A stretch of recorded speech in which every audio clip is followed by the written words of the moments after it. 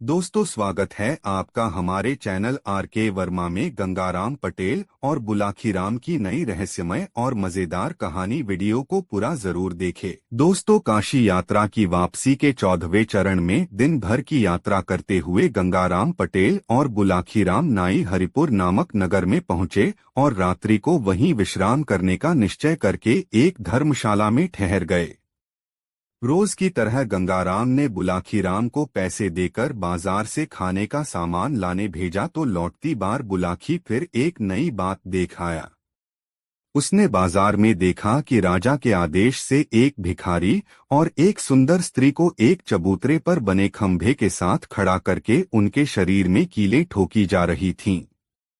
दोनों चीत्कार कर रहे थे। खून उनके शरीर से झरझर करता हुआ बह रहा था। बहुत से दर्शक उन्हें देख रहे थे, किंतु कोई भी व्यक्ति उन्हें बचाने के लिए आगे नहीं आ रहा था। बुलाखी यह दृश्य देखकर लौट आया। रात को जब वे दोनों भोजन आदि से निवृत्त हो गए तो बुलाखीराम ने वह दृश्य बताकर गंगाराम पटेल से उसके रहस्य को पूछा। गंगाराम पटेल ने तब उससे इस प्रकार कहा, बुलाखीराम, यहाँ से 100 कोस के फासले पर एक नगर है, कौशाम्बी। वहां राजा नरदत्त का शासन था। नरदत्त की रानी शालिनी राजा से नाराज रहती थी। उसका कहना था कि राजा उसकी बहुत उपेक्षा करता है, वह उसे उसके मायके नहीं जाने देता, नहीं वह उसकी इच्छाओं का कोई सम्मान करता है। बुलाखी रानी का यह आरोप सरासर गलत था। राजा शालिनी को बहुत चाहता था, किंतु राजकाज में उसे इतनी व्यस्तता रहती थी कि वह चाहकर भी रानी के साथ उसके मायके जाने के लिए समय नहीं निकाल पाता था। लेकिन जब रानी अपनी जिद पर अड़ गई तो वह कुछ दिन के लिए उसे उसके मायके ले जाने के लिए तैयार हो गया।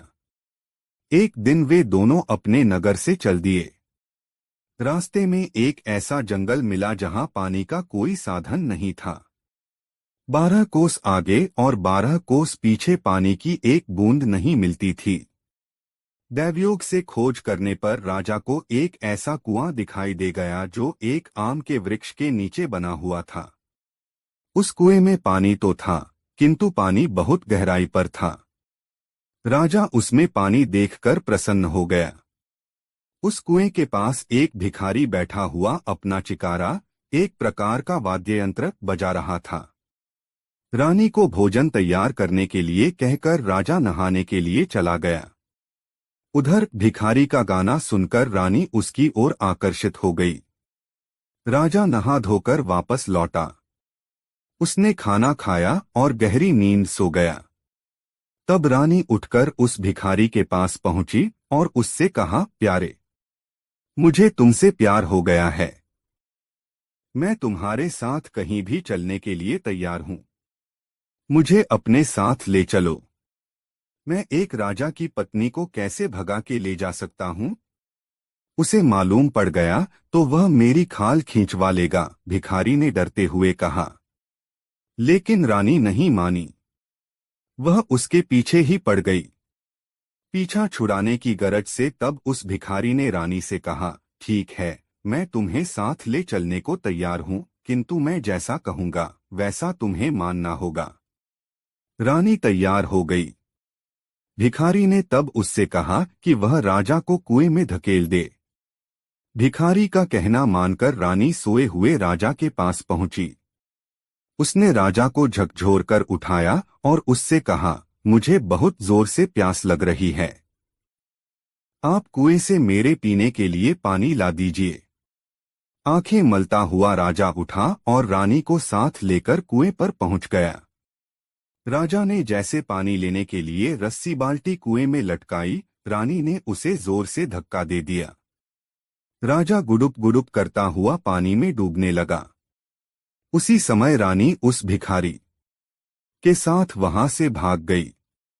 भिखारी और रानी ने पेट पालने के लिए गांव-गांव जाकर नाचना गाना शुरू कर दिया। उधर राजा कुएं में डूबा नहीं था। वह एक पत्थर को पकड़कर अधर में लटका हुआ था। कई दिन ऐसे ही बीत गए। एक दिन एक पशुओं का व्यापारी उधर से गुजरा। उसके पास बहुत से मवेशी थे जिनकी पीठों पर अनाज लदा हुआ था। उसने कुएं से जल खींचने के लिए रस्सी बाल्टी लटकाई तो राजा ने उस रस्सी को पकड़ लिया।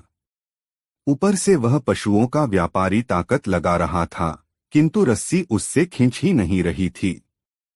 उसने कुएं के भीतर झांका तो 2 हाथ बाल्टी पकड़े उसे दिखाई दिए। तब उसने अपने साथियों की मदद से राजा को बाहर निकाला। इतने दिन पानी में भूखा पड़ा रहने से राजा को न तो कुछ दिख ही रहा था और न वह कुछ सुन ही रहा था। उसका बोल भी नहीं निकल रहा था।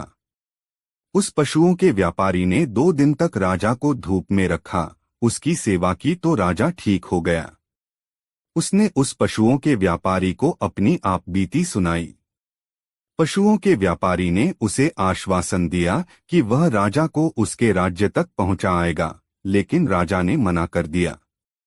वह बोला, तुमने मेरे प्राण बचाए हैं, अब से यह जीवन तुम्हारे लिए है, मैं तुम्हारे साथ ही रहूंगा। तब से राजा भी उस पशु व्यापारी के साथ गांव-गांव, शहर-शहर भटकने लगा। एक दिन एक शहर में उसने मजमा जुटा देखा। उत्सुकतावश वह भी मजमा देखने पहुंच गया।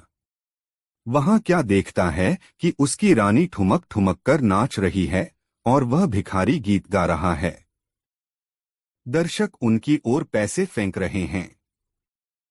रानी ने अपने पति को पहचान लिया था। उसे देखकर वह बेहद आतंकित हो उठी। वह सोचने लगी कि यह डूबने से बच कैसे गया। तभी वहां के राजा का बुलावा नाच देखने के लिए आ गया। वह उस भिखारी के साथ अपना नाच पेश करने के लिए राज दरबार में चली गई। सारी रात नाच का कार्यक्रम चलता रहा। राजा बेहद खुश था। उसने कलाकारों से पूछा, बताओ मैं तुम्हारे लिए क्या कर सकता हूँ? तुम जो भी मांगोगे वही मिलेगा। महाराज, दुहाई हो, बस कृपा बनी रहे। हमें रुपया पैसा कुछ नहीं चाहिए, रानी ने विनय की। हम बहुत प्रसन्न हुए। तुम सच्चे कलाकार लगते हो, पर तुम्हें कुछ तो मांगना ही होगा। हमारे दरबार से कोई खाली हाथ नहीं जा सकता, राजा बोला। तो महाराज एक काम करें, आपके राज में एक पशुओं का व्यापारी आया हुआ है। उसके साथ एक नौकर भी है। आप उस नौकर को फांसी पर चढ़वा दें। राजा ने तत्काल अपने सिपाही भेजकर पशु व्यापारी के नौकर को पकड़ बुलाया। नौकर बहुत डरा हुआ था। पशु व्यापारी भी दरबार में आ गया। राजा ने उस नौकर को बताया कि वह फांसी पर चढ़ाया जाने वाला है। नौकर बने राजा ने तब हाथ जोड़कर राजा से निवेदन किया कि पहले उसकी कहानी सुन ली जाए। राजा मान गया। नौकर बने राजा ने तब अपनी दुष्चरित्र पत्नी की सारी कहानी राजा को सुना दी। राजा ने फिर उस पशु व्यापारी से भी पूछा। उसने भी बता दिया कि किस तरह उसने राजा को कुएं से निकाला था। सारी बातें जानकर राजा को बहुत गुस्सा आया। उसने आदेश दिया कि राजा नरदत्त को तो सम्मानपूर्वक उसके राज्य में पहुंचा दिया जाए और उसकी दुष्चरित्र पत्नी और उस भिखारी को खंभे से बांधकर उनके शरीर में कीलें ठोंक दी जाएं। सोहे बुलाखीराम, आज शाम तुम जो दृश्य देखकर आए थे वह वही दृश्य था। राजाज्ञा का पालन किया जा रहा था। राजा के आदेश से ही रानी शालिनी और उसके पुरुष मित्र उस भिखारी को एक खंभे से बांधकर उनके शरीर में कीलें ठोंकी जा रही थीं। इतना कहकर पटेल थोड़ा रुके और उन्होंने बुलाखी की तरफ देखा।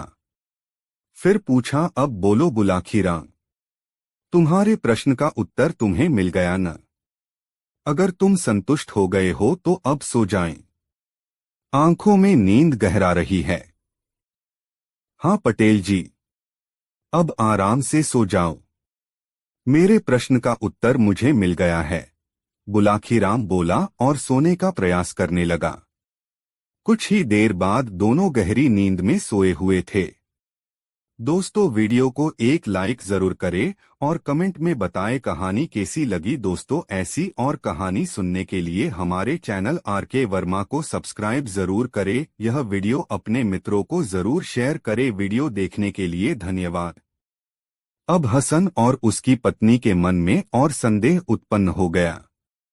मन ही मन हसन ने सोचा, यह महिला हमें इस बेकार पत्थर के लिए 100 मोहरें देने को तैयार है, तो इसका मतलब यह है कि यह कोई साधारण पत्थर न होकर कोई बहुमूल्य हीरा होना चाहिए। उसने महिला से कहा, बहन जी, हम समझ गए हैं कि यह कोई मामूली पत्थर नहीं है। हम इस पत्थर को कौड़ियों के भाव में नहीं देने वाले। यह पत्थर बहुत कीमती है। महिला ने ताड़ लिया कि हसन वास्तविकता को समझ गया है। उसने हसन से कहा, देखो, वैसे तो यह पत्थर मेरे किसी काम का नहीं है, फिर भी मैं इसे खरीद लेती हूँ। मैं तुम्हें इसके बदले 1000 मोहरें दे दूंगी। लाओ, अब इसे मुझे दे दो। महिला की आतुरता देखकर अब हसन को पूरा विश्वास हो गया कि पत्थर का यह टुकड़ा साधारण पत्थर नहीं बल्कि कोई मूल्यवान हो रहा है। यह महिला इसे सस्ते में ले लेना चाहती है। उसने मुस्कुराते हुए कहा, बहन जी, सच्चे हीरे की कीमत हजारों में नहीं लाखों में होती है, समझी। यह सुनकर महिला समझ गई सौदा सस्ते में पटने वाला नहीं है। इसलिए वह उस हीरे के लिए 50,000 मोहरें देने को तैयार हो गई। पर हसन ने हीरा देने से इनकार कर दिया। महिला और हसन की बातचीत चल ही रही थी कि तब तक महिला का पति भी वहां आ गया। वह हीरे को देखते ही समझ गया कि यह बहुत ही कीमती हीरा है। ऐसे हीरे बहुत मुश्किल से हाथ लगते हैं। उसने अंदाज लगाया कि इसकी कीमत 2 लाख मोहरों से कम नहीं है।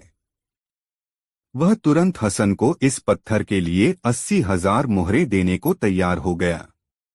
हसन ने कहा, मैं इस पत्थर की कीमत 1 लाख मोहर से कम नहीं लूंगा। अगर तुम्हें लेना है तो इतनी कीमत चुकाकर इसे ले जा सकते हो, वरना मैं बाजार में जाकर इसे किसी जौहरी के हाथ बेच दूंगा। आखिरकार जौहरी ने हसन को 1 लाख मोहरें देकर उससे वह हीरा खरीद लिया। हसन को जरा भी उम्मीद नहीं थी कि घर में बेकार पड़े शीशे के टुकड़े के बदले उसे 1 लाख मोहरें मिल जाएंगी। मोहरें पाकर हसन की खुशी की सीमा न रही। उसे शीशे के इस टुकड़े को देने वाले साद की याद हो आई। उसके लिए हसन के दिल से दुआएं निकलने लगीं। हसन ने तहे दिल से उसे दुआ दी। हसन ने इन 1 लाख मोहरों को अच्छे काम में लगाने का निश्चय किया। उस शहर में हसन जैसे रस्सियां बनाने वाले अनेक गरीब लोग रहते थे। अपना गुजर बसर करने के लिए उन्हें दिन भर जी तोड़ मेहनत करनी पड़ती थी। हसन ने उन्हें सस्ते भाव में पटसन एवं सूत देना शुरू कर दिया। उसने उनकी बनाई हुई रस्सियों को भी बाजार में उचित भाव पर बेचना शुरू किया। इस प्रकार धीरे धीरे रस्सियां बनाने वालों की आर्थिक स्थिति सुधरने लगी। हसन को भी अपनी उदार नीतियों के कारण व्यापार में खूब लाभ हुआ। हसन ने अपनी कमाई से एक आलीशान हवेली बनवाई। अब वह अपने परिवार सहित इस हवेली में रहने लगा था। बाद में उसने नदी के किनारे कुछ जमीन और बाग भी खरीद लिया। उस जमीन पर उसने खेती करवानी शुरू कर दी। वह अक्सर अपने परिवार के साथ वहां घूमने जाया करता था। हसन रस्सी वाले को अब लोग हसन सेठ के नाम से जानने लगे थे। मगर हसन इस बात को नहीं भूला कि उसे जो समृद्धि नसीब हुई है उसमें उसके 2 दोस्तों सादी और साद का बहुत बड़ा योगदान था। हसन अपने इन दोस्तों को हमेशा याद रखता तथा बेचैनी से उनके आने की प्रतीक्षा किया करता था। कुछ अरसे बाद ही उसकी यह मुराद पूरी हो गई। एक दिन सादी और साद दोनों हसन से मिलने आ पहुंचे। हसन को सुखी और संपन्न देखकर उन दोनों को बहुत आश्चर्य हुआ। साथ ही उसकी संपन्नता देखकर खुशी भी बहुत हुई। हसन ने सादी और साद का दिल खोलकर स्वागत किया। फिर हसन ने उन्हें बताया कि किस प्रकार एक शीशे के टुकड़े की बदौलत तरक्की करता करता वह यहाँ तक आ पहुंचा था। हसन की बातें सुनकर उसके दोनों मित्रों की खुशी का ठिकाना न रहा। सादी ने हसन से पूछा, क्यों हसन, तुमने इतनी प्रगति सोने की 400 मोहरों की बदौलत की है या शीशे के उस टुकड़े को बदौलत? दोनों की बदौलत, हसन ने मुस्कुराते हुए जवाब दिया। वह कैसे? सादी ने आश्चर्य से पूछा। फिर कहा, वह अशर्फियां तो तुम यूं ही गवा चुके थे ना। यह सच है मित्रों कि वह अशर्फिया में यूं ही गवा बैठा था, मगर मेरी बात भी सच है। अब सुनो कि सच कैसे है। हसन ने कहा, आपने मुझे 2 बार 200 सोने की मोहरें दी थीं, मगर उनमें से हर बार में केवल 10-10 मोहरें ही काम में ला पाया। बाकी मोहरें तो यूं ही चली गई। अगर मैंने इन मोहरों को न गवाया होता तो न साद मुझे शीशे का वह टुकड़ा देते और न ही मेरी किस्मत चमकती। सादी ने साद से कहा, साद भाई, तुम्हारा कहना सच है कि किसी को धन देकर उसकी तकदीर नहीं बदली जा सकती। मैं तुम्हारी इस बात से सहमत हूं कि पैसा कमाने के लिए खुदा की मेहरबानी और अपनी तकदीर दोनों का होना जरूरी है। हे बुलाखी, अब बता, तेरी बात का तुझे उत्तर मिल गया ना? मिल गया पटेल जी, बुलाखी बोला। किस्मत के खेल भी निराले होते हैं। यह कहकर बुलाखी ने बिस्तर पर अपने पैर फैला दिए। शीघ्र ही वह नींद के आगोश में समा गया। दोस्तों, गंगाराम पटेल और बुलाखीराम नाई की यह मजेदार कहानी आपको कैसी लगी कमेंट बॉक्स में जरूर बताएं। ऐसी और नई मजेदार कहानी सुनने के लिए हमारे चैनल आरके वर्मा को सब्सक्राइब जरूर कर लें और यह वीडियो अपने मित्रों के साथ जरूर शेयर करें। वीडियो देखने के लिए बहुत बहुत धन्यवाद। दोस्तों, काशी यात्रा में गंगाराम पटेल और बुलाखीराम नाई ने दिन भर की यात्रा समाप्त कर एक नए नगर में प्रवेश किया। वहां उन्होंने ठहरने के लिए एक उचित स्थान की खोज की और वहीं रैन बसेरा करने का निश्चय कर लिया। और पटेल ने बुलाखी को पैसे देकर शहर में भोजन का सामान लेने भेज दिया और स्वयं अपनी दिनचर्या को निपटाने में व्यस्त हो गए। बुलाखी इस बार भी लौटा और एक नई खबर उसके पास तैयार थी। पटेल जी ने पूछा, क्या बात है भाई बुलाखी, तू आज फिर किसी चिंता में पड़ गया ऐसा लगता है। उसने सोचा इस खबर को पटेल को अभी सुनाऊंगा तो पटेल जी यह कहकर टाल देंगे कि रात्रि होने दे, भोजन करने के पश्चात बिस्तर पर लेटते समय तुझे तेरी बात का उत्तर दे दूंगा। इसलिए उसने वह बात उस समय पटेल को नहीं बताई। वह बात को पेट में डाले रहा। जब वे दोनों भोजन करके निवृत्त हो गए तब बुलाखी ने बात छेड़ी, पटेल जी, आज भी इस शहर में मैं एक नई घटना देख आया हूं। ठीक है, उस घटना का वर्णन कर। फिर उसे सुनकर मैं तेरी बात का उत्तर दूंगा, पटेल ने कहा। पटेल जी, आज जब मैं बाजार से यहाँ आ रहा था तब मैंने एक घर में देखने ही देखते उस घर में कोहराम मच गया। उस घर के पड़ोसियों ने उस घर की सेठानी को सांत्वना देने की बहुत कोशिश की, पर उसका मन शांत होने का नाम नहीं ले रहा था। उसका रुदन बढ़ता ही गया। रुदन विलाप करते उसकी हालत पागलों जैसी हो गई थी। तभी उसकी नजर रोते हुए काफूर पर पड़ी तो अनायास ही उसके मुंह से निकल गया, काफूर, खड़ा खड़ा क्या देख रहा है? जब मालिक ही नहीं रहे तो यह वैभव अब किस काम का? इस सब को तू मिट्टी में मिला दे। पटेल जी में ये सुनकर हैरान हो गया कि वहां क्या हो रहा था और वो आदमी कौन था जो कह रहा था सब खत्म कर दे, और बाद में क्या हुआ इस रहस्य से पर्दा उठाइए। बुलाखी की यह सारी बात सुन पटेल जी बोले, बुलाखी, यहाँ से कुछ दूर एक नगर है, वहां 100 साल पहले एक बहुत बड़ा व्यापारी था जिसके पास काफूर नाम का एक गुलाम था। व्यसरी था, उसे अपने सिद्धांतों पर चलना सबसे प्रिय था। उसकी देखादेखी काफूर ने भी अपना एक सिद्धांत बना लिया। उसका सिद्धांत था, 6 महीने में एक छोटा सा झूठ और 12 महीने में एक बार कोई बड़ा झूठ बोलना।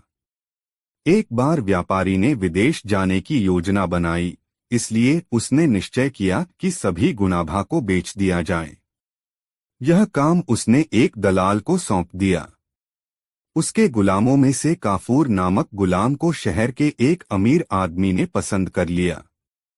तब दलाल ने काफूर की तारीफ करते हुए कहा, सेठ जी, यह गुलाम बड़ा ही ईमानदार और निष्ठापूर्वक काम करने वाला है।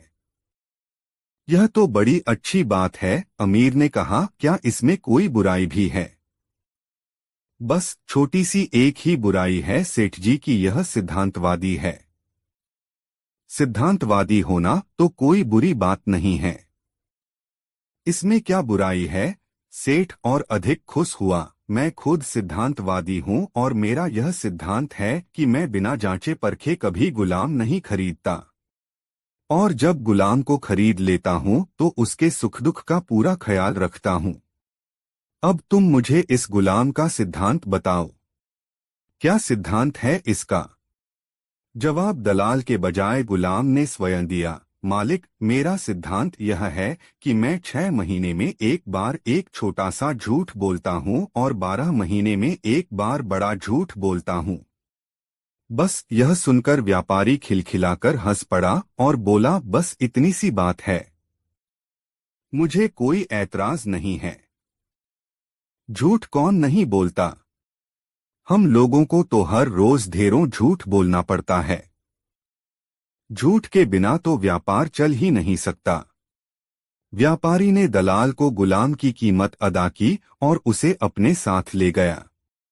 काफूर बहुत मेहनती गुलाम था, साथ ही वह व्यवहार कुशल भी बहुत था। वह अपने मालिक की हर आज्ञा का पालन करता था है। व्यापारी का कठिन से कठिन काम वह चुटकी बजाते कर दिखाता था। इतना ही नहीं, कई बार तो उसने उसे संकट से भी उबारा था। उसने अपने परिश्रम और ईमानदारी से अपने मालिक और मालकिन का दिल जीत लिया। वे दोनों काफूर के व्यवहार से बहुत प्रभावित थे। इस प्रभाव का ही यह परिणाम था कि कुछ दिनों बाद ही उन्होंने काफूर को अपना निजी गुलाम बना लिया। एक बार व्यापारी के घर पर कुछ मेहमान आए हुए थे। व्यापारी ने उनके सम्मान में एक दावत का आयोजन किया। यह आयोजन व्यापारी ने अपने रंगमहल में किया था और यह स्थान शहर से बाहर था। दावत शुरू होने वाली थी कि तभी व्यापारी को ख्याल आया कि वह अपना सोने का अतरदान तो घर पर ही भूल गया है। उसने काफूर को बुलाकर उससे तुरंत घर जाकर अतरदान लेकर आने के लिए कहा। मालिक का आदेश पाकर काफूर तुरंत घर के लिए रवाना हो गया। काफूर को इस व्यापारी के यहाँ गुलामी करते हुए आज 6 महीने पूरे हो रहे थे। रास्ते में उसे याद आया कि अपने सिद्धांत के अनुसार उसे आज ही कोई छोटा सा झूठ बोलना चाहिए। काफूर को इस तरह का छोटा मोटा झूठ बोलने के लिए कोई कहानी गढ़ने में अधिक समय नहीं लगता था। अतः उसने तुरंत एक कहानी गढ़ ली। उसने रास्ते से मिट्टी उठाकर अपने शरीर पर लगा ली, सिर के बाल बिखेर लिए। फिर वह रोता पीटता घर के आंगन में जा पहुंचा तथा बिना कुछ कहे आपा पीट पीट कर विलाप करने लगा। कितना नेक था मेरा मालिक! या अल्लाह, तूने मेरे मालिक को इतनी जल्दी क्यों उठा लिया? अच्छा होता कि मालिक के बदले तू मुझे उठा लेता। अब मेरा क्या होगा? इतना कहकर वह और जोर जोर से छाती पीटने लगा। काफूर के रोने की आवाज सुनकर व्यापारी की पत्नी घबरा गई। वह भागती हुई बाहर आई। उसे देखते ही काफूर ने रोते रोते कहा, मालकिन, गजब हो गया। मालिक रंग महल में मेहमानों के साथ बैठे हुए थे। एकाएक पीछे की दीवार उन पर गिर पड़ी। मालिक और सभी मेहमान उसके नीचे दब कर मर गए। हाय मालिक! यह सुनकर मालकिन दहाड़े मार मार कर रोने लगी। बात पता चलने पर उसकी दोनों बेटियां और पड़ोसी भी रुदन में शामिल हो गए। घर के दूसरे नौकर भी मालिक की मौत की खबर सुनकर रोने लगे। देखने ही देखते पूरे घर में कोहराम मच गया। पड़ोसियों ने सेठानी को सांत्वना देने की बहुत कोशिश की, पर उसने शांत होने का नाम नहीं लिया। उसका रुदन बढ़ता ही गया। रुदन विलाप करते उसकी हालत पागलों जैसी हो गई थी।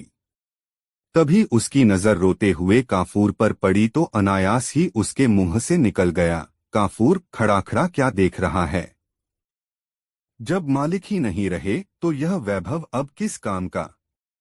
इस सब को तू मिट्टी में मिला दे। मालकिन के हुक्म की तामील करना गुलाम का फर्ज है। यही सोचकर काफूर ने तुरंत इथीदा उठाया और घर की एक एक चीज को तोड़फोड़ कर रख दिया। मकान के दरवाजे, खिड़कियों, मेज, कुर्सियां, पलंग, अलमारी, बर्तन सब कुछ चकनाचूर हो गए।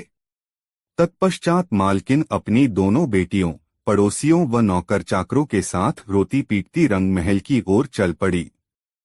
मालकिन और पड़ोसियों के रंग महल पहुंचने के पहले ही काफूर जल्दी जल्दी रंग महल जा पहुंचा। उस समय व्यापारी मेहमानों के साथ भोजन करने बैठा ही था कि काफूर उसके पास जाकर छाती पीटते हुए रोने लगा। व्यापारी उसको इस हरकत पर बुरी तरह घबरा गया और तत्काल उसने पूछा, काफूर क्या हुआ? तू इस तरह फूट फूट कर रो क्यों रहा है?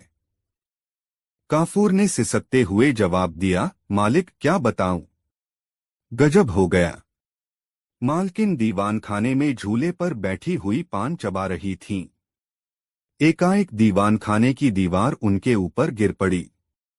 मालकिन दीवार के नीचे दबकर मर गईं। आपकी दोनों बेटियां वहीं अपने छोटे भाई के साथ खेल रही थीं। वे सब भी दीवार के नीचे दब गए। गजब हो गया मालिक। काफूर विलाप करने लगा, हाय अब मैं क्या करूं? खुदा, तूने मेरी दयालु मालकिन को इतनी जल्दी क्यों उठा लिया? व्यापारी परोसी हुई थाली छोड़कर उठ गया। वह शोक से विह्वल हो उठा और जो भी चीज सामने पड़ी सबको तोड़ने फोड़ने लगा। रंग महल की कोई भी वस्तु साबुत नहीं बची। मेहमानों ने किसी तरह व्यापारी को संभाला। वे सब रोते बिलखते घर की ओर चल पड़े। अभी वे लोग कुछ ही दूर गए थे कि उन्हें सामने से सेठानी और पास पड़ोस के लोग उधर से आते हुए दिखाई दिए। दोनों तरफ की भीड़ एक दूसरे के करीब आ गई। जब व्यापारी ने सेठानी को और सेठानी ने व्यापारी को देखा तो दोनों डर के मारे कांपने लगे।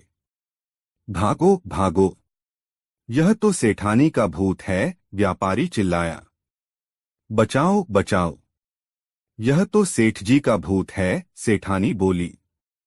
इसके बाद व्यापारी और सेठानी डर के मारे बेहोश होकर गिर पड़े।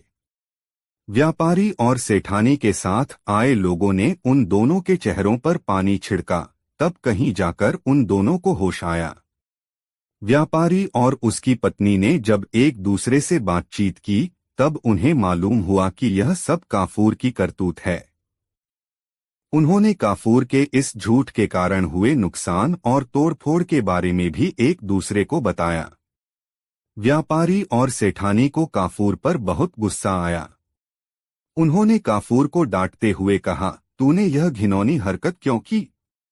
आखिर तुझे इस करतूत से क्या हासिल हुआ? काफूर बोला, मालिक मैंने जो कुछ किया है अपने सिद्धांत के अनुसार ही किया है। आपको याद होगा मैंने आपसे 6 महीने में एक बार एक छोटा झूठ बोलने की बात की थी। आज मुझे आपके यहाँ गुलामी करते हुए 6 महीने पूरे हो रहे थे, इसलिए मुझे आज एक छोटा झूठ बोलना ही पड़ा। मैंने तो केवल छोटा सा झूठ बोला था, लेकिन मालकिन ने आदेश दिया तो मुझे मजबूर होकर घर का सारा सामान तोड़ना पड़ा। क्या करता, मालकिन के हुक्म का पालन करना मेरा धर्म था। व्यापारी गुस्से से बोला, नालायक, तोड़फोड़ करने से पहले तूने नुकसान के बारे में तो विचार कर लिया होता। तूने हमारा लाखों रुपए का नुकसान कर डाला और ऊपर से जबान लड़ा रहा है। मालिक आपका भी तो सिद्धांत है, जीते जागते इंसानों को गुलाम बनाकर रखना। आप एक निर्दोष एवं वफादार आदमी को जानवर की तरह जंजीरों में बांध कर रखते हैं, उसे जानवरों की तरह खरीदते और बेचते हैं। आप उस पर कोड़े बरसा सकते हैं। इतना ही नहीं, आप गुलामों की हत्या भी कर सकते हैं। जीते जागते इंसानों की पूरी जिंदगी इस प्रकार की गुलामी में ही बीत जाती है। इस अन्याय की तुलना में तो मेरी छोटी सी गलती कुछ भी नहीं है। काफूर की बातें सुनकर व्यापारी के कान खड़े हो गए। उसने सोचा, इस गुलाम का छोटा सा झूठ यदि इतना भयानक है तो बड़ा झूठ कितना विनाशकारी होगा। उसने काफूर से कहा, अब मुझे तुम्हारे जैसे गुलाम की जरूरत नहीं है। नहीं मालिक, ऐसा कैसे हो सकता है? काफूर ने जवाब दिया, आपने तो 12 महीने के लिए मुझे खरीदा है। दलाल की बही में यह शर्त दर्ज है। 12 महीने के पहले आप मुझे कैसे छोड़ सकते हैं मालिक? व्यापारी और काफूर का यह विवाद सुल्तान हारून रशीद के पास पहुंचा। उसने दोनों पक्षों की दलीलें सुनने के बाद काफूर को गुलामी से आजाद करने का आदेश दिया। इस प्रकार अपनी सूझबूझ से काफूर हमेशा हमेशा के लिए गुलामी से मुक्त हो गया। कहानी का समापन करते हुए गंगाराम पटेल ने बुलाकी नाई से कहा, बुलाकी राम, आज तू जिस दृश्य को देखकर आया था वह दृश्य उसी समय का था। अब बता, तेरी जिज्ञासा शांत हुई या नहीं? हो गई पटेल जी, बुलाकी बोला, आप तो जैसे अंतर्यामी हैं। सारी कहानी का खाका मेरी आंखों के सामने ऐसे नाच उठा जैसे यह घटना मेरे सामने ही घटित हुई हो। बस तो फिर अब सो जा। यह कहकर गंगाराम ने आंखें मूंद लीं। कुछ ही देर में बुलाखीराम नाई के भी खर्राटे वहां गूंजने लगे। दोस्तों, यह कहानी आपको कैसी लगी कमेंट में जरूर बताएं। दोस्तों, काशी यात्रा में बुलाखीराम नाई ने एक नए नगर में जो कुछ देखा उसका विवरण इस प्रकार है। बुलाखीराम ने देखा कि एक बहुत ही दरिद्र दीनहीन व्यक्ति से, जिसके वस्त्र फटे हुए थे, दाढ़ी बढ़ी हुई थी, राजा के 4 सिपाही राजा के पास ले जाने का आग्रह कर रहे थे, किंतु वह व्यक्ति बार बार उनसे राजा के पास न ले जाने का आग्रह कर रहा था। कौन था वह दरिद्र व्यक्ति? राजा के सिपाही क्यों उसे राजा के पास ले जाना चाहते थे और वह क्यों राजा के पास नहीं जाना चाहता था? इन्हीं बातों के विषय में सोचता हुआ बुलाखीराम वापस लौट आया।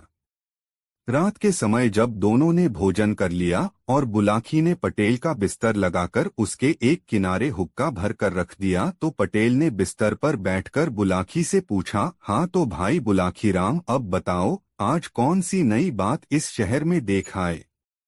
इस पर बुलाखीराम ने शाम के समय जो कुछ देखा था सब कह सुनाया। सुनकर पटेल ने कहा, भाई बुलाखीराम, यहाँ से पश्चिम की दिशा में 100 कोस की दूरी पर एक नगर है, धर्मपुर। उस नगर में राजबीर सिंह नाम का एक क्षत्रिय रहता था। उसकी पत्नी का नाम रामवती था। दोनों पति पत्नी आनंद से जीवन व्यतीत करते थे। कुछ दिन पश्चात ईश्वर की कृपा से उनके यहाँ एक पुत्र पैदा हुआ, जिसका नाम उन्होंने सुमन रखा। सुमन जैसे जैसे बड़ा हो गया, माता पिता का अत्यधिक लाड़ प्यार मिलने के कारण वह जिद्दी हो गया था। माता पिता भी क्योंकि उसकी हर जिद पूरी कर देते थे, आथ उसकी जिद करने की आदत बढ़ती ही गई। धीरे धीरे वह 20 वर्ष का नवयुवक हो गया। दैवयोग से उसी दौरान प्रकृति ने अपना प्रकोप दिखाया। एक भयंकर भूकंप उस शहर में आया, जिसके कारण न सिर्फ सुमन का मकान अपितु शहर की भी अधिकांश इमारतें तबाह हो गईं। सैकड़ों लोग मलबे के नीचे दबकर मर गए। हजारों लोग जख्मी हो गए। मरने वालों में सुमन के माता पिता भी थे। इस दारुण दुख के कारण सुमन के दिल पर भारी आघात लगा। उसने जैसे तैसे अपने माता पिता का अंतिम क्रियाकार्य संपन्न किया और फिर अपनी स्थिति पर विचार करने लगा। मकान तो रहने योग्य रहा ही नहीं था, धन भी उसके पास विशेष नहीं था। अब उसे यह चिंता हुई कि उसका गुजारा कैसे होगा। माँ बाप का लाडला होने के कारण कभी उसने ऐसा कोई काम सीखने का प्रयास ही नहीं किया था जो आगे चलकर उसकी जीविका उपार्जन करने में सहायक होता और मेहनत मजदूरी का काम वह करना नहीं चाहता था। बुलाखी। जब तक माता पिता द्वारा अर्जित धन उसके पास रहा, वह उससे अपना गुजारा चलाता रहा, किंतु जब वह धन समाप्त हो गया तो स्थिति भूखों मरने की आ पहुंची। तब उसने विचार किया कि यह नगर छोड़कर किसी दूसरे नगर में चलना चाहिए। इस नगर में तो सभी लोग उसे जानते हैं, इसलिए वह यहाँ भीख भी नहीं मांग सकता, लेकिन परदेश में ऐसी कोई दिक्कत नहीं है, वहाँ वह भीख मांगकर भी अपना गुजारा कर लेगा, तब भी उसे पहचानने वाला कोई नहीं है। ऐसा विचार कर वह अपना नगर छोड़कर परदेश के लिए चल पड़ा। सुमन लगातार 8 दिन एक ही दिशा में आगे बढ़ता रहा।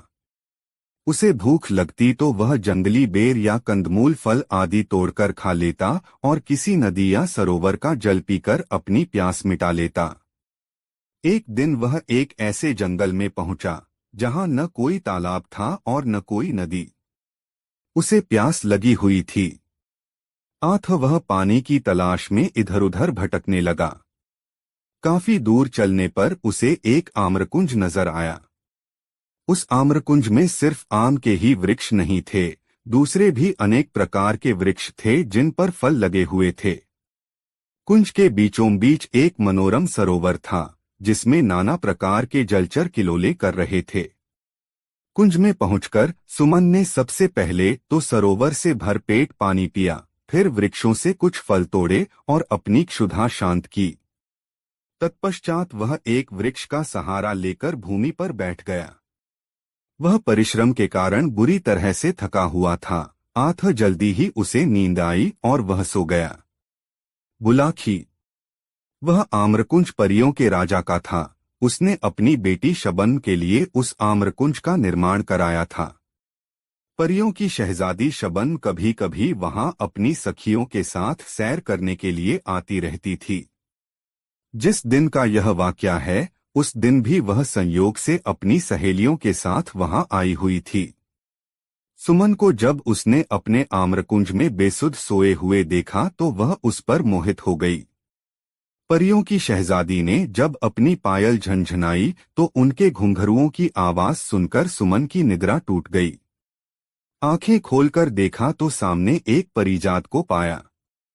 दोनों की आंखें चार हुई तो दोनों ही एक दूसरे के अदृश्य प्रेम में बंध गए। फिर तो उनमें देर तक बातें होती रहीं। परियों की शहजादी ने सुमन को अपना परिचय दिया और सुमन ने उससे अपनी दास्तां बयान कर दी। सुमन की दास्तां सुनकर परी शबन का दिल पसीज उठा। उसे सुमन पर दया आ गई। उसने अपने गले से तावीज उतारा और उसे सुमन को देकर कहा, हे युवक, यह तावीज अपने पास रख लो। यह मेरे प्रेम की निशानी है, तुम इसे कभी अपने शरीर से अलग मत करना। यह हर संकट में तुम्हारे काम आएगा। यह कहकर वह परी वहां से चली गई। सुमन भी उठकर अपने गंतव्य की ओर चल पड़ा। 2 दिन बाद वह एक नगर में पहुंचा। वहां पहुंचकर उसने कोई काम ढूंढने का प्रयास किया, किंतु किसी भी जगह पर उसे कोई काम न मिला। तब यह विचार कर कि कल सुबह यहाँ के राज दरबार में जाकर राजा से कोई काम मांगूंगा, वह राजमहल की दीवार के साथ ही भूमि पर पड़कर सो रहा। आधी रात का समय हुआ तो किसी स्त्री के रोने का स्वर सुनकर उसकी नींद खुल गई। वह विचार करने लगा कि अवश्य ही वह स्त्री किसी मुसीबत में है, चलकर देखना चाहिए कि उसे क्या कष्ट है। बुलाखी। उस स्त्री के रोने का स्वर वहां के राजा ने भी सुना था। वह उस समय जाग रहा था, यह देखने के लिए कि उस दुखियारी स्त्री को क्या तकलीफ है जो वह आधी रात को इस प्रकार विलाप कर रही है। राजा महल से निकलकर उस दिशा में चल पड़ा जिधर से रोने का स्वर आ रहा था। उधर सुमन भी राजा से पहले उस स्त्री के रोने की दिशा में चल दिया था। अब आगे आगे सुमन और पीछे पीछे राजा, दोनों उस स्त्री की खोज में चल पड़े। सुमन राजा से पहले उस स्त्री के पास पहुंचा। उस स्त्री ने अच्छे वस्त्राभूषण धारण किए हुए थे। सुमन ने उसके पास जाकर पूछा, हे देवी, तुम्हें क्या कष्ट है जो आधी रात के समय में इस प्रकार विलाप कर रही हो? यह सुनकर उस स्त्री ने रोना बंद कर दिया। वह बोली, मेरा दुख जानकर क्या करेगा बेटा? तू तो स्वयं ही इस नगर में कोई परदेशी जान पड़ता है। तेरी हालत भी किसी दीनहीन व्यक्ति जैसी दिखाई दे रही है। मेरा दुख तो वही व्यक्ति दूर कर सकता है जो हर तरह की सामर्थ्य रखता हो। हे देवी, सुनकर सुमन ने कहा, जब अपने मुख से मुझे बेटा कहा है तो अपने बेटे से अपना दुख जरूर कहो। भला बेटा माँ के काम नहीं आएगा तो कौन काम आएगा? रही दीनहीन होने की बात, मैं दीनहीन जरूर हूँ, यहाँ परदेशी भी हूँ, लेकिन सामर्थ्य में किसी से कम नहीं हूँ। तुम सेवा बताओ, मैं तत्काल उसे पूरी करने की कोशिश करूँगा। तो सुन बेटा, स्त्री बोली, मैं अपने दुख के लिए नहीं, यहाँ के राजा के दुख के लिए रो रही हूँ। मैं इस राज्य की राज्यलक्ष्मी हूँ। कल यहाँ के राजा का इंतकाल हो जाएगा, तब मुझे ऐसे प्रजापालक राजा का राजमहल त्याग कर कहीं अन्यत्र जाना पड़ेगा। मैं अब तक यहाँ बड़े आराम के साथ रह रही थी, किंतु कल के बाद न जाने मुझे कैसे राजा के यहाँ जाना पड़े, वह राजा मेरे साथ न जाने कैसा व्यवहार करे। इसी आशंका से मैं भयभीत हूँ और इस राजा की मृत्यु के शोक से बरबस ही मेरी रुलाई फूट पड़ रही है। इसी वजह से मेरे आंसू नहीं थम रहे। सुमन कहने लगा, हे माँ, तुमने जो यह अजीब बात बताई कि कल यहाँ के राजा की मृत्यु हो जाएगी, मुझे बताओ तो कि उसकी मृत्यु कैसे होगी? राजा तो बिल्कुल भला चंगा और हर तरह से स्वस्थ है।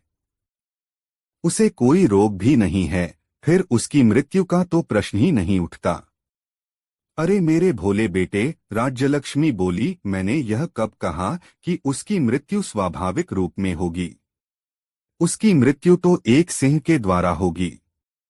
सुन, कल यह राजा आखेट के लिए वन में जाएगा। वहीं एक सिंह शिकार के दौरान इसे मार डालेगा। यह सुनकर सुमन ने कहा, हे माँ, जब तुम्हें इतना ज्ञान है कि राजा की मृत्यु सिंह के शिकार के दौरान होगी, तो तुम यह भी अवश्य जानती होगी कि राजा की मृत्यु किस प्रकार टल सकती है। मुझे वह उपाय बताओ, मैं अपने प्राण देकर भी राजा के प्राणों की रक्षा करने की कोशिश करूंगा। देवी बोली, हे परदेशी, उपाय तो है, किंतु वह करना कठिन है। मैं तुझे वह उपाय बताए देती हूँ। उपाय यह है कि जब राजा आखेट करने वन में जाए तो तू भी उसके साथ वन में चले जाना और राजा के साथ परछाई की तरह लगे रहना। सिंह जब राजा को असावधान पाकर उस पर झपटने को हो, उससे पहले ही तू सिंह पर झपट पड़ना और अपनी तलवार से सिंह को मार डालना, लेकिन यह सब तेरी फुर्ती, शक्ति और चपलता पर निर्भर करता है। यदि तनिक भी चूक हुई तो सिंह राजा के साथ साथ तुझे भी फाड़ डालेगा। ऐसा नहीं होगा माँ, सुमन ने कहा, मैं बहुत सतर्क रहूंगा और हर हाल में राजा के जीवन की रक्षा करूंगा। तेरा कल्याण हो, कहकर वह स्त्री अंतर्धान हो गई। राजा ने अंधेरे में छिपकर उन दोनों का सारा वार्तालाप सुना। उसे अनजाने मित्र सुमन के ऊपर गर्व हो आया, जो न तो यहाँ का निवासी ही था और न राजा का कोई मित्र अथवा रिश्तेदार, फिर भी वह उसके लिए अपनी जान जोखिम में डालने को तैयार था। राजा उसी समय उसके सामने जाहिर होना चाहता था, किंतु न जाने क्या सोचकर उसने अपना कार्यक्रम बदल दिया। वह घूमा और सीधा अपने महल में चला गया। सुमन भी लौटकर अपने पहले वाली जगह पर पड़कर सो गया। बुलाखीराम। जब राजा अपने महल में आकर पलंग पर लेटा तो वह अपने मन में विचार करने लगा कि कल मैं शिकार करने के लिए जाऊंगा ही नहीं, और जब जंगल में जाऊंगा ही नहीं तो सिंह के हाथों मेरी मौत कैसे हो जाएगी। ऐसा विचार करके राजा ने निश्चय कर लिया कि कल किसी भी हालत में वह वन की ओर नहीं जाएगा, चाहे कैसी भी आवश्यकता क्यों न पड़ जाए। लेकिन राजा का यह निश्चय अगले दिन धरा का धरा रह गया। भोर होते ही राजा का एक परम मित्र उसके पास आ पहुंचा। उसका वह मित्र स्वयं भी एक रियासत का राजकुमार था और एक दक्ष शिकारी भी था। उसने जब राजा से शिकार करने के लिए वन में चलने को कहा तो राजा इनकार न कर सका और अपने शिकारियों को साथ लेकर वन की ओर चल पड़ा। इस बीच सुमन साये की तरह राजा के साथ लगा रहा। उस बेचारे के पास कोई हथियार तो था नहीं, अतः उसने निश्चय कर लिया कि अपने हाथों से ही वह सिंह का मुकाबला करेगा। हाका शुरू हुआ। शिकारी ढोल बजा जाकर जंगली जानवरों को खदेड़कर उस दिशा में लाने लगे जिधर राजा मचान पर अपने हथियारों से लैस होकर बैठा था। थोड़ी देर में एक कद्दावर सिंह उसे नजर आया। हाका तंग हुआ तो सिंह सीधा मचान की ओर लपका। राजा ने निशाना बांधा और सिंह पर तीर छोड़ दिया, लेकिन दुर्भाग्यवश तीर सिंह की छाती में न लगकर उसकी पूंछ के समीप जा लगा। इससे सिंह उत्तेजित हो गया और उसने मचान की ओर छलांग लगा दी। इस बार राजा ने उसकी ओर अपना भाला फेंका जो सिंह की पीठ में जा धंसा। सिंह ने एक झुरझुरी सी ली, अपनी पीठ लहराई और राजा का फेंका हुआ भाला उसकी पीठ से निकलकर नीचे गिर गया। इस बीच मचान के पास खड़ा सुमन मूकदर्शक की तरह खड़ा रहा। सिंह से नंगे हाथों भिड़ने का उसका हौसला न हुआ।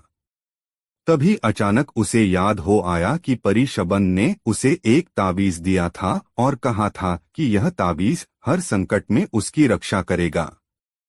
सुमन ने तब उस ताबीज को आजमाने का निश्चय कर लिया। उसने गले में लटके ताबीज को रगड़ा। रगड़ते ही तुरंत एक चमत्कार हुआ। शबन वहां प्रकट हुई और एक चमत्कारी तलवार उसे सौंपकर बोली, मुकाबला करो युवक, जीत तुम्हारी होगी। यह कहकर वह तुरंत ही अंतर्धान हो गई। सब कुछ इतनी जल्दी घटा कि राजा यह जान ही न सका कि कब परी वहां प्रकट हुई और कब अंतर्धान हो गई। बहरहाल सुमन के हाथों में तो अब एक अमोघ अस्त्र आ चुका था। अगली बार जब सिंह राजा की ओर उछला तो उसने एक भी पल का समय गवाए बिना तलवार सिंह के पेट में घुसेड़ दी। सिंह मरकर भूमि पर गिर पड़ा। सिंह के मरते ही राजा का आतंकित चेहरा फिर से खिल उठा। राजा के साथ गए सभी शिकारी भी शोर मचाने लगे कि राजा ने सिंह का शिकार कर लिया है। वह राजा की जय जयकार करने लगे। सुमन ने उनके आनंद में खलल डालना मुनासिब न समझा, अतः वह जिस प्रकार राजा के साथ आया था, राजा के लौटने से पहले ही शहर लौट गया। दूसरे दिन राजा को सुमन का ध्यान आया। उसने गंभीरता से मनन किया तो उसे मालूम हुआ कि सिंह की मृत्यु उसके भाले से नहीं, उस अनजान मददगार की तलवार से हुई थी, जो किसी देवदूत के समान अचानक ही वहां उसकी मदद के लिए पहुंच गया था। तब उसने सुमन को ढूंढकर लाने के लिए आदेश जारी कर दिए। दरअसल राजा सुमन को बुलाकर उसे सम्मानित करना चाहता था। वह चाहता था कि इस सेवा के बदले में वह उस युवक को सम्मान के साथ साथ कोई सम्मानीय पद भी अपने दरबार में दे, ताकि वह कुछ उऋण हो सके। इतनी कहानी सुनाकर पटेल जी खामोश हो गए। उन्होंने हुक्के की निगाली मुंह में लगाकर एक जोरदार कश खींचा। कुछ देर उस कश का आनंद उठाया, फिर ढेर सारा धुआं मुंह से उगलकर आगे कहा, बुलाखी, कहानी खत्म हो गई। अब पहचान की। वह युवक कौन था जिसे तू शाम को देखकर आया था? तो क्या स्वयं सुमन ही वह व्यक्ति था? बुलाखी बोला, और उसी को राजा के सिपाही अपने साथ ले चलने का आग्रह कर रहे थे, ताकि राजा उसे सम्मानित कर कोई अच्छा सा पद उसे राजदरबार में दे सके। बिल्कुल सही समझा तुमने, पटेल बोले, और चूंकि अब तुम्हारे प्रश्न का उत्तर तुम्हें मिल गया है, इसलिए अब लंबी तान कर सो रहो। मुझे भी बहुत जोरों से नींद आ रही है। रात बीतती रही। दोस्तों की गंगाराम पटेल और बुलाखीराम नाई की यह मजेदार कहानी आपको कैसी लगी कमेंट में जरूर बताएं। ऐसी और नई मजेदार कहानी सुनने के लिए हमारे चैनल आरके वर्मा को सब्सक्राइब जरूर कर ले और यह वीडियो अपने मित्रों को जरूर शेयर कर दे। वीडियो देखने के लिए धन्यवाद।